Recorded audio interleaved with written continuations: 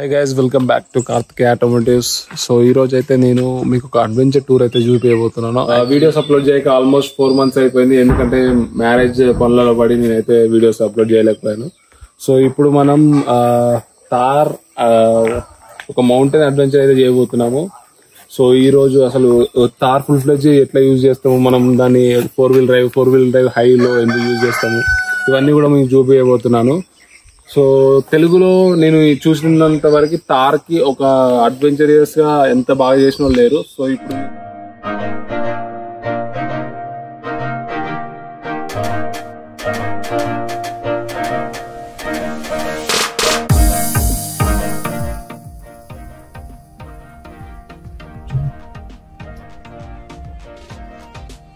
ఎప్పుడైతే మనం హిల్స్ కి స్టార్ట్ అవుతున్నామో, యాక్చువల్లీ ఎప్పుడైతే మనం టర్నింగ్స్ చేస్తామో, ఎప్పుడైతే మనము నార్మల్ గా వెహికల్ మూవ్ చేస్తామో, అప్పుడైతే నార్మల్ ప్లేసెస్ లో 100% మనం 4-wheel అవాయిడ్ చేయాలి.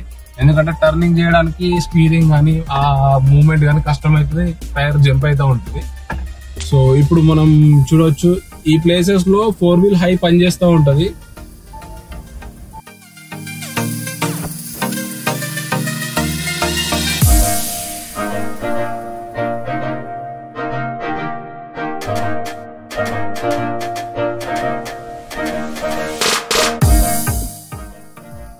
సో ఈ ప్లేస్ లో ఇప్పుడు మనం అయితే 4-wheel హైలో వెళ్తున్నాము.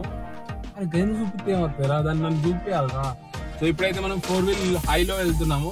సో 4-wheel హైలో ఎందుకంటే మనకి ఇప్పుడు నార్మల్ గా రోడ్స్ ఉన్నాయి, కింద స్కిడ్డింగ్ అవన్నీ కాకుండా 4-wheel వేసి నడిపిస్తున్నాయి. ఇక్కడైతే మీరు అయితే రూట్ చూసుకోవచ్చు, చాలా నేరో ఉంది రోడ్. అయితే సింగిల్ వేగా వెళ్ళే రోడ్. మీకు ముందు అయితే నేను ఆల్రెడీ ఇది ఒక రౌండ్ వేసి వచ్చిన నిన్న ఈవినింగ్. సో ప్రతి ఒక్క కర్వ్ కూడా మనకి ఏంటంటే 4-wheel లో అయితే మూవ్మెంట్ చేసేలా ఉంది ముందైతే. కానీ చెప్పాలంటే ఈ వెహికల్ మొత్తం ఒక గ్రిప్ అనేది మనకు రావాలంటే 100% 4-wheel లో ఉండాలి ఇట్లాంటి అడ్వెంచరస్ మూవ్మెంట్స్ చేసేటప్పుడు. సో ఇప్పుడు యాక్చువల్లీ ఇదైతే ఒక రిసార్ట్ అనమాట. ఒక 75-80 acres టోటల్ ల్యాండ్ అనమాట ఇది. యాక్చువల్లీ ఓనర్స్ ఈ రిసార్ట్ రన్ చేస్తున్నారు. నేను నిన్న ఈవినింగ్ వచ్చిండే ఇక్కడికి. నిన్న ఈవినింగ్ వచ్చిన తర్వాత యాక్చువల్లీ నేను ఓన్లీ రిసార్ట్ కోసం వచ్చా, కానీ అదృష్టం ఉంది. సో మొత్తం కూడా 75 to 80 acres ఉంటుందని చెప్పారు. ఈ మొత్తం కూడా వీళ్ళు కాఫీ ప్లాంటేషన్ చేస్తారంట. అండ్ రిమైనింగ్ ఒక 5 to 10 acres లో రిసార్ట్ రన్ చేస్తారు. సో ఇప్పుడు నేను 4-wheel లో గేర్ లో నడుపుతున్నా. 4-wheel లో గేర్ లో ఏంటంటే మనకు ఇక్కడ వెహికల్ చూడొచ్చు, మినిమం సెకండ్ గేర్ లో మూవ్మెంట్ అవుతుంది.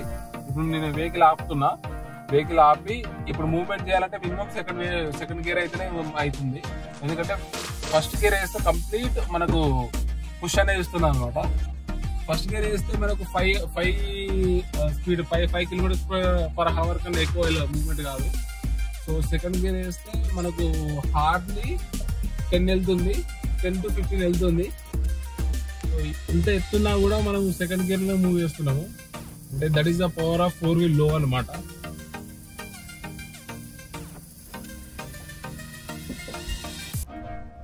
నాకు తెలిసినంత వరకు మన తార్ అనేది తెలంగాణలో యూజ్ చేయడము 2-wheel హైయే చాలా ఎక్కువ.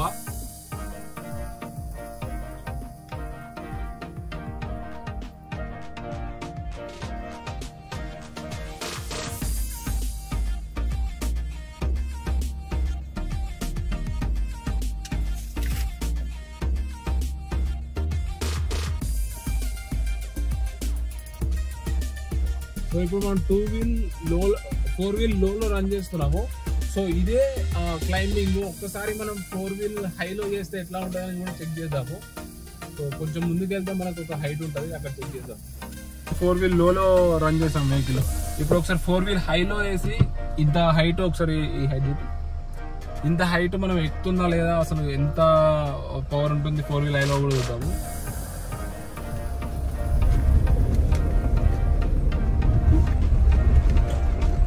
ఫోర్-wheel హైలో మనం ఇది క్లైమ్ చేయొచ్చు, కానీ ఏంటంటే మనం ఎక్కువ టార్క్ చేయాల్సి ఉంటుంది. ఇంకోటి ఏంటంటే మనకు ఈ హైలో స్పీడ్ ఎక్కువ ఉంటుంది కాబట్టి వెహికల్ జంపింగ్ అనేది కూడా ఉంటుంది. బెటర్ ఇట్లాంటి ప్లేసెస్లలో 4 wheel లో వెళ్తేనే బెటర్ అనమాట. అమ్మనేమో ఇదేం కనిపించడం లేదు. మళ్ళీ 4 wheel లోకి చేంజ్ చేసిన గేర్. మనం నిన్న ఈవినింగ్ వెళ్ళింది ఇదే కదా.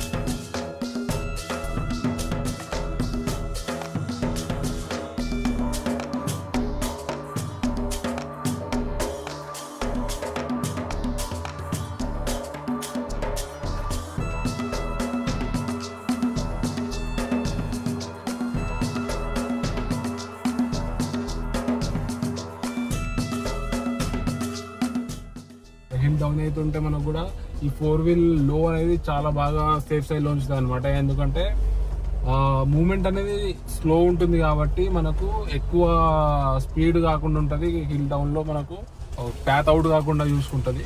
సో అది కూడా ఒక సేఫ్ పాయింట్ అని కూడా చెప్పుకోవచ్చు. అండ్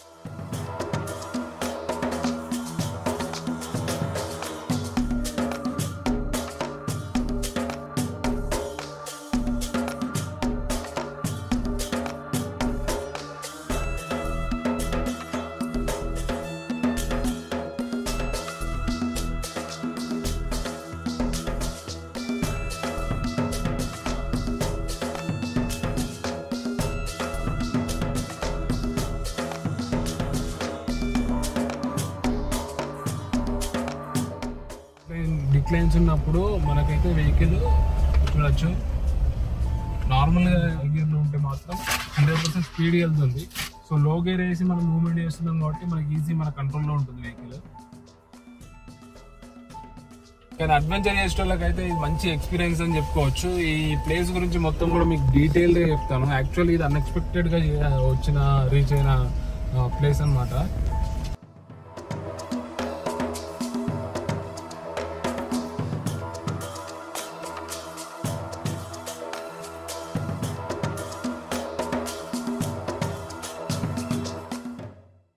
సో ఇది రిసార్ట్ అనమాట. మేము స్టే చేసింది ఇక్కడే. సో ఈ రిసార్ట్ కోసం అని వస్తే ఈ అడ్వెంచరస్ హిల్ అయితే మనకు దొరికింది కాంప్లిమెంటరీ కింద. తార్లో డ్రైవ్ చేసుకుంటూ వచ్చినందుకు ఇది ఒక అడ్వాంటేజ్ అని చెప్పుకోవచ్చు. ఇదన్నమాట మనం ఇప్పుడు క్లైమ్ చేసి వచ్చింది మొత్తం కూడా ఈ రూట్. సో ఈ లెఫ్ట్ నుంచి మొత్తం వెళ్ళి ఆ రైట్కి వెళ్ళి మొత్తం అక్కడ క్లైమ్ చేసి మళ్ళీ ఇట్లా రివర్స్లో ఈ కింద నుంచి ఇలా వచ్చి ఇది బ్యాక్ నుండి వచ్చి ఇక్కడ రీచ్ అయ్యాము. చూడండి ఇదే మేమున్న రిసార్ట్. సో రిసార్ట్ వాళ్ళదే ఒక 70-80 acres అంట. సో ఓనరే దగ్గర నుండి నడిపిస్తుంది ఈ రిసార్ట్. అండ్ ఈ రిసార్ట్ ఒక 20 acres ఉంటుంది నాకు తెలిసి. సో దీని బ్యాక్ సైడ్ ఉన్న హిల్లే మనం ఇప్పుడు క్లైమ్ చేసి వచ్చాము. చాలా అడ్వెంచరస్ అనిపించింది. అండ్ రిసార్ట్ కూడా చాలా బ్యూటిఫుల్ ఉంది. ఇక్కడ ఏంటంటే వెరీ న్యాచురల్ అనిపిస్తుంది. వెరీ ప్రైవసీ ఉంది. ఇక్కడ ర్యాబిట్ కూడా పెంచుతారు ఇల్లు ఒకటి.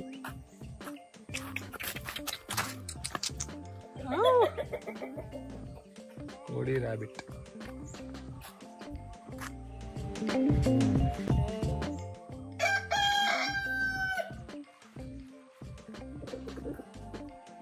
ఇది పొడిచేటట్టుంది. నాకైతే భయం అవుతుంది చూస్తే.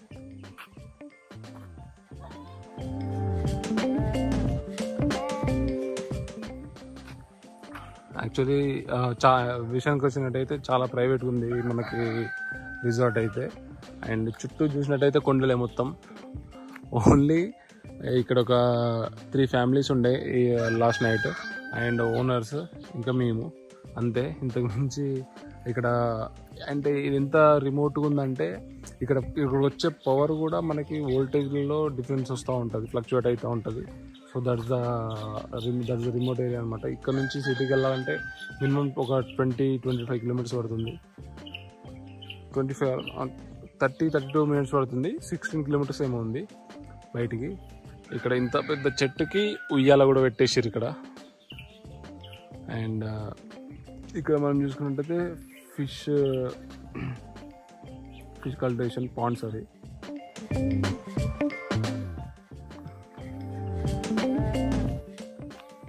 ఇక్కడ పార్కింగ్ ప్లేస్